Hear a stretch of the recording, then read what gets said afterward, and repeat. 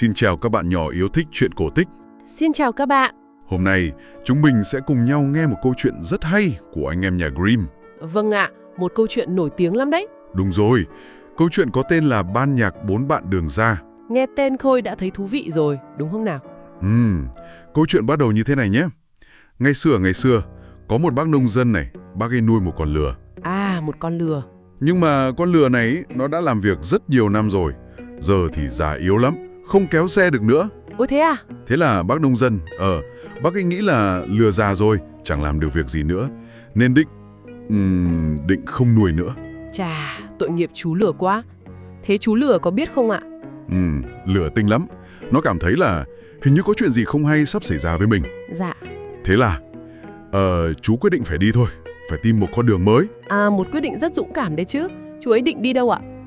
Chú ấy nghĩ là, mình sẽ đến thành phố Bremen thật lớn kia. Bremen à? Để làm gì thế? Để trở thành nhạc sĩ. Đấy, chú ấy nghĩ thế. Ồ, hay quá. Một ước mơ thật là đẹp. Thế là chú lên đường ạ? Đúng vậy, chú lên đường đi về phía thành phố Bremen. Đi được một đoạn thì chú gặp một bạn khác. Ai thế ạ? Ai thế ạ? Một bạn chó săn. Nhưng mà bạn chó này cũng già rồi. Lại một bạn già nữa ạ? Cũng giống lừa, bạn chó này không còn chạy nhanh để săn bắt được nữa, nên bị ông chủ đuổi đi. Bạn ấy đang nằm thở hổn hển bên vệ đường ấy. Ôi trời, cũng đáng thương quá. Lừa thấy thế, mới đến hỏi chuyện. Rồi lừa rủ. Này bạn chó ơi, hay là bạn đi cùng tôi đến Bremen đi, chúng mình lập một ban nhạc nhé. À, rủ đi làm nhạc sĩ cùng luôn. Chó nghe thấy hay quá, lại đang buồn vì bị đuổi đi, nên là đồng ý luôn. Tuyệt vời, thế là có hai bạn rồi. Đúng rồi, hai bạn lại cùng nhau lên đường. Đi thêm một quãng nữa thì Lại gặp ai nữa ạ? lại gặp một bạn mèo. Bạn mèo này mặt buồn thiu à? Sao mèo lại buồn thế? Tại vì mèo cũng già rồi, không còn thích bắt chuột nữa, chỉ thích nằm sưởi nắng thôi. À, Thế là bà chủ mới tức giận, định lừa bảo: bạn mèo ơi, bạn có giọng kêu hay lắm, đi cùng bọn tôi đến Bremen làm ca sĩ đêm đi. ca sĩ đêm cơ à? Hay nhở? Mèo có đi không? Mèo nghe thấy thế thì thích lắm, thế là nhập bọn luôn. Giờ thì có 3 bạn rồi nhá. Vâng, lừa, chó, mèo. Một ban nhạc sắp hình thành rồi đây. 3 bạn lại vui vẻ đi tiếp. Đi qua một sân trại thì thấy một anh gà trống đang đứng trên cổng ấy. Gà trống ạ? Nhưng mà anh gà này không vui vẻ gì đâu. Anh ấy đang gáy toáng lên, kiểu như là báo động ấy. Có chuyện gì với gà trống thế ạ? À, thì ra là ngày mai nhà chủ có khách. Họ định định bắt anh gà trống làm thịt đãi khách. Trời ơi! Lại một bạn nữa gặp nguy hiểm. Lừa nghe xong liền bảo: anh gà trống ơi, anh có giọng gáy vang và hay như thế này, sắp phải để người ta lào thịt, hay là đi cùng chúng tôi đến Bremen đi. Lại rủ đi lập ban nhạc tiếp. Đúng rồi, giọng anh hay thế, tham gia ban nhạc của chúng tôi là hợp lắm. Gà trống này thấy hợp lý quá, thà đi làm nhạc sĩ còn hơn là bị làm thịt, đúng không? Dạ đúng rồi ạ. Thế là gà trống cũng đi theo luôn ạ? Thế là gà trống cũng đồng ý. Vậy là giờ ban nhạc đã có đủ 4 thành viên rồi đấy. Hay quá. 4 bạn cùng nhau lên đường, chắc là vui lắm nhỉ? 4 bạn cùng nhau đi. Nhưng mà đường đến Bremen còn xa hấm. Trời thì bắt đầu tối rồi. Tối ạ? Thế các bạn ấy ngủ ở đâu? Họ đi vào một khu rừng. Mệt và đói nữa. Đang không biết làm sao thì bạn gà trống nhanh mắt lắm. Gà trống thấy gì ạ?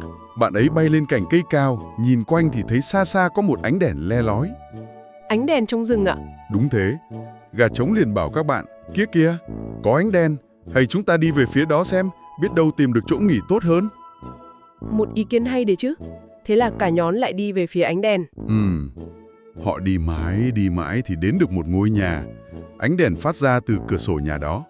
À, tìm được nhà rồi. Lừa là bạn cao nhất nên ghé mắt nhìn qua cửa sổ xem sao. Lừa thấy gì ở trong ạ? Ôi chào, ở trong nhà có một cái bàn đầy ắp đồ ăn ngon luôn. Thịt quay này, bánh mì này, rượu này. Thích thế, nhưng mà có ai ở trong không? Có chứ, có mấy tên chồng rất là bẩm trợn, đang ngồi ăn uống vui vẻ. Thì ra đó là hang ổ của bọn cướp. Ôi, bọn cướp à? Thế thì nguy hiểm quá. 4 bạn thấy đồ ăn thì thèm lắm, nhưng mà lại sợ bọn cướp. Họ mới bàn nhau. Bàn cách gì ạ? Đánh lại bọn cướp à? Không, họ không đánh lại đâu. Họ nghĩ ra một kế rất thông minh để dọa cho bọn cướp sợ mà bỏ chạy. Kế gì thế ạ? Kể nhanh đi ạ. Họ quyết định chồng lên nhau. Đầu tiên là lừa đứng vững nhé. Xong rồi chó trèo lên lưng lừa, Vâng. rồi mèo thì leo lên vai chó. Ôi, cao thế. Cuối cùng, gà trống bay lên đậu tít trên đầu mèo ấy. Haha, trông chắc buồn cười lắm nhỉ. Rồi sao nữa à? Xong rồi nhá, khi đã sẵn sàng, lừa ra hiệu, cả 4 bạn cùng lúc cất tiếng kêu của mình. Lừa thì kêu be be, chó thì sủa gâu gâu, mèo kêu meo meo, còn gà trống thì gáy ỏ o o vang lừng. Trời ơi, chắc là thành một âm thanh khủng khiếp lắm. Đúng thế. Cùng lúc đó, chúng nó tông mạnh vào cửa sổ, kính vỡ loàng xoảng, rồi cả cái hình thù kỳ dị chồng lên nhau ấy, lao vào nhà. Thế bọn cướp thì sao ạ? Ọt cướp nàng ăn uống thì giật nảy mình. Chúng nó nhìn thấy cái bóng đen kỳ quái, lại nghe thấy âm thanh ghê rợn, tưởng là ma quỷ hiện về. Chắc là sợ lắm. Sợ chết khiếp luôn. Chúng nó hét lên, rồi vứt cả đồ ăn, nháo nhào bỏ chạy thục mạng vào rừng sâu, không dám ngoảnh lại. Kế hoạch thành công rồi. Thành công mỹ mãn luôn. Thế là ngôi nhà giờ thuộc về 4 bạn nhạc sĩ rồi. Tuyệt quá. Các bạn ấy làm gì tiếp theo ạ? Thì, đầu tiên là phải ăn đã chứ. Bụng đói meo rồi. 4 bạn ngồi vào bàn, ăn uống một bữa no nê những món ngon mà bọn cướp để lại. Ăn xong chắc là buồn ngủ lắm đây. Đúng rồi. Ăn no xong, thì các bạn tìm chỗ ngủ. Lươn thịt to lớn, nằm luôn ở đống rơm ngoài sân cho mát. Còn chó ạ? Chó thì nằm ngay sau cánh cửa ra vào, để canh gác luôn. Mèo thì thích ấm áp, trèo lên nằm ngủ ngon lành trên bếp sưởi. À, chỗ ấm nhất nhà. Thế còn gà trống? Gà trống thì bay lên cái xà nhà cao nhất, ngủ trên đó là an toàn nhất. Mỗi bạn tìm được một chỗ thích hợp rồi.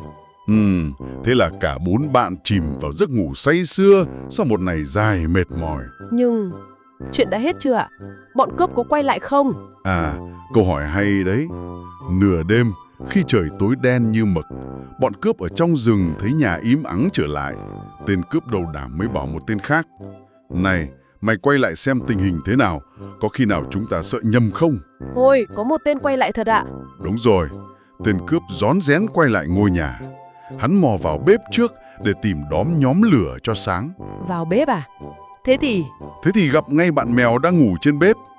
Tên cướp tưởng đôi mắt xanh lè của mèo trong bóng tối là 2 hòn than đỏ, mới đưa que đóm vào định mồi lửa.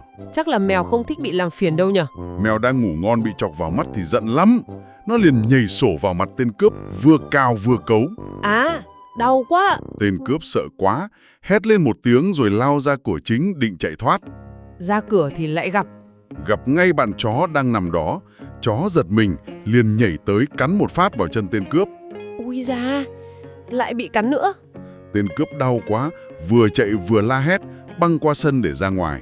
Ra sân thì sao ạ? Ra sân thì lại vướng phải bạn lừa đang nằm ngủ. Lừa tỉnh giấc vì tiếng ồn, tưởng có kẻ tấn công, liền co chân sau đá một cú thật mạnh vào tên cướp. Bị lừa đá nữa. Tên cướp này số đen thật. Đúng là đen đủi. Cú đá của lừa làm tên cướp ngã lăn quay. Đúng lúc đó, ở trên xà nhà, bạn gà trống cũng bị đánh thức bởi tiếng la hét ầm ĩ. Gà trống làm gì ạ? Bạn ấy tưởng trời sắp sáng rồi, hoặc là có chuyện gì nguy cấp, liền giớn cổ gáy một tiếng thật to. O đó o o. Tiếng gà gáy lúc nửa đêm chắc làm tên cướp sợ lắm. Sợ hết hồn hết vía luôn. Bị mèo cào, chó cắn, lừa đá, lại thêm tiếng gà gáy vang trời. Tên cướp 3 chân 4 cẳng, chạy thục mạng về rừng, không dám quay đầu lại nữa. Chạy về mép với đồng bọn à? Đúng vậy, hắn chạy về thở không ra hơi, kể lại cho đồng bọn nghe những điều kinh khủng vừa xảy ra. Hắn bảo trong nhà có một mụ phù thủy ghê gớm lắm, đã cào rách mặt hắn, là mèo đấy. Rồi có một tên cầm rào đâm vào chân hắn, là chó cắn. Tưởng tượng hay thật. Rồi còn có một quái vật đen xì đã dùng dùi cui vụt hắn một cái đau điếng, là lừa đá. Mà kinh khủng nhất là ở trên mái nhà có một ông quan tòa cứ hét lên: "Bắt lấy nó, bắt lấy nó." Ấy là tiếng gà gáy.